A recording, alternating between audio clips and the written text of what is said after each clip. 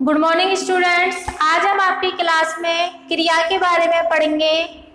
क्रिया पढ़ने से पहले आप इन वाक्यों को ध्यान से पढ़िए कि विद्यार्थी परीक्षा भवन में बैठे हैं। विद्यार्थी परीक्षा भवन में बैठे हैं। किसान खेत में हल चला रहा है। किसान खेत में हल चला रहा है। मित्र ने उपहार दिया। मित्र ने उपहार दिया। तो बेटा जो अंडरलाइन किए हुए बैठे हैं, दिया, चला रहा है, ये बेटा क्रियापद कहलाते हैं। क्या कहलाते हैं? क्रियापद। क्योंकि इनसे किसी न किसी कार्य के करने या होने का बोध हो रहा है। अगर क्रिया ना हो तो वाक्य अधूरा रह जाता है। जैसे मान लो इसमें से मैं बैठे हैं हटा दूं, विद्यार्थी परीक्षा भवन में, अब इसको हटा दिया क्रिया को, अब वाक्य कैसा रह गया? अधूरा रह गया। यानी कि क्रिया के बिना वाक्य पूरा नहीं होता है। और ये क्रियापद कहलाते हैं। बैठे हैं, दिया है, लास्ट में जो लगा हुआ होता है, चला रहा है, ये क्या है? क्रियापद। अब इसकी परिभाषा क्या होगी क्रिया की? कि जिन शब्दों से किसी कार्य का करना या होना पाया जाए, जिन शब्दों से किसी कार्य का करना या होना पाया जाए उसे क्या कहते हैं? क्रिया कहते हैं। क्रिया में एक मूल रूप होता है जिसे क्या कहते हैं? धातु कहते हैं। क्रिया का मूल रूप होता है जिसे धातु कहते हैं। जैसे कि पढ़ना क्रिया है तो उसमें धातु क्या होगा बेटा? पढ़। धातु क्या होगा? पढ़। जैसे गाना क्रिया है तो गाना में धातु क्या होगा? गा। जैसे जाना क्रिया है तो जाना में धातु क्या होगा? जा। अर्थात जो क्रियाओं में नाना लगे हुए होते हैं, नाना, उनको हटा दिया जाता है और जो बच जाता है शब्द वो क्या होगा? मूल रूप कहलाएगा। अब क्रिया के भेद पढ़ते हैं। कर्म के आधार पर क्रिया के भेद। कर्म के आधार पर बेटा क्रिया दो प्रकार की होती है। पहली होती है सकर्मक क्रिया। क्या होती है? सकर्मक क्रिया। जिन क्रियाओं के कार्य का फल कर्ता को छोड़ करके कर्म पर पड़ता है। जिन क्रियाओं के कार्य का फल कर्ता को छोड़ करके कर्म पर पड़ता है उसे सकर्मक क्रिया कहते हैं। अर्थात ऐसे भी बोल सकते हैं कि जिन क्रियाओं में कर्म होता है, कर्म की प्रधानता होती है, उन्हें सकर्मक क्रिया कहते हैं। अब जैसे कि बालक फल खाता है, अब इसमें देखो कर्ता, कर्म और क्रिया। अब आप कहोगे कि अब कर्म की पहचान कैसे करेंगे? तो बेटा कर्म की पहचान करने के लिए आपको वाक्य में क्या और किसको लगा करके प्रश्न करना है। क्या और किसको लगा करके प्रश्न करना है। अगर आपको उत्तर मिल जाए तो क्रिया क्या होगी? सकर्मक होगी। और अगर आपको उत्तर नहीं मिले तो क्रिया कौन सी होगी? अकर्मक होगी। जैसे इस वाक्य में मैं लगाती हूँ बालक फल खाता है। अब इसका प्रश्न बनाओ, बालक क्या खाता है? उत्तर मिलेगा आपको फल। तो ये कौन सा वाक्य हुआ? सकर्मक। नेहा पत्र लिखती है। नेहा क्या लिखती है? पत्र। तो ये कौन सा वाक्य हुआ? सकर्मक। अब है अकर्मक। जिस क्रिया में कोई कर्म नहीं होता, जिस क्रिया में कोई कर्म नहीं होता उन्हें कहते हैं अकर्मक क्रिया।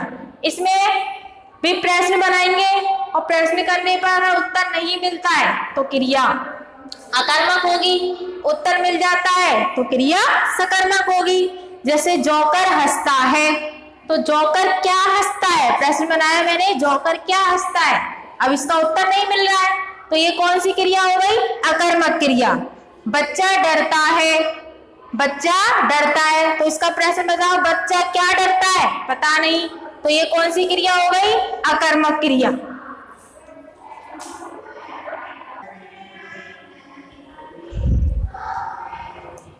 अब है आपका रचना के आधार पर क्रिया के भेद। रचना के आधार पर क्रिया के 5 भेद होते हैं बेटा।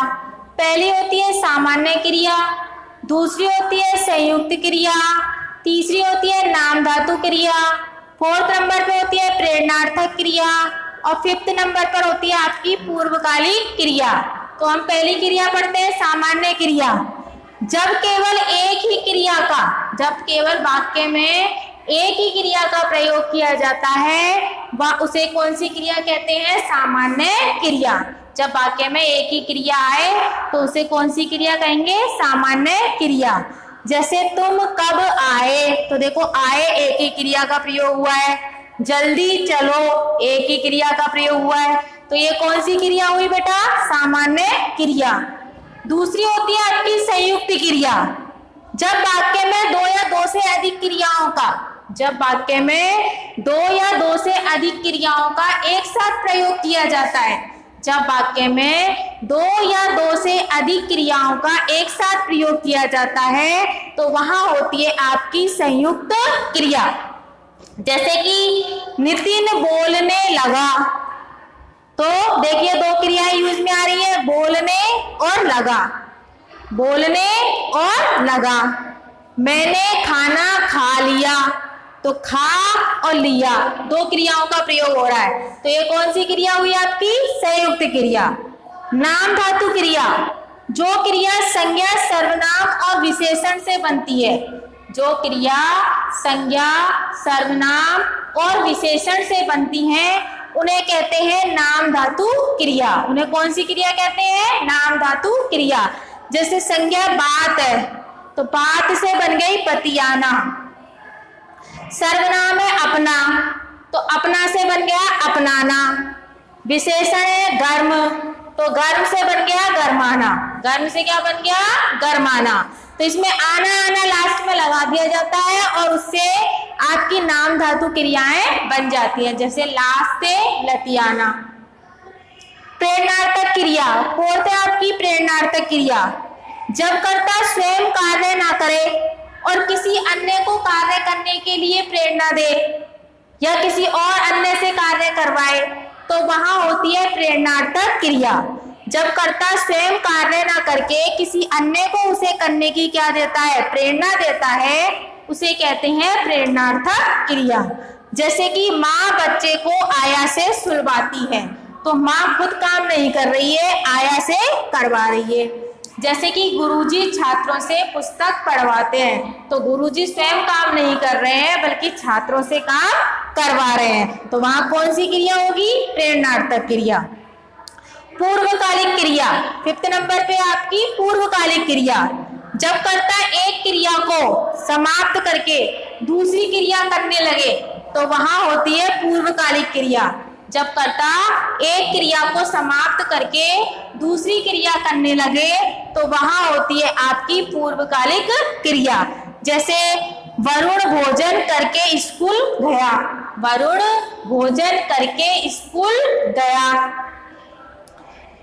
इसमें देखो क्रिया में कर करके ते ही लगा हुआ होता है, कर करके ते ही इन शब्दों का यूज होता है, वहां होती है आपकी पूर्वकालिक क्रिया।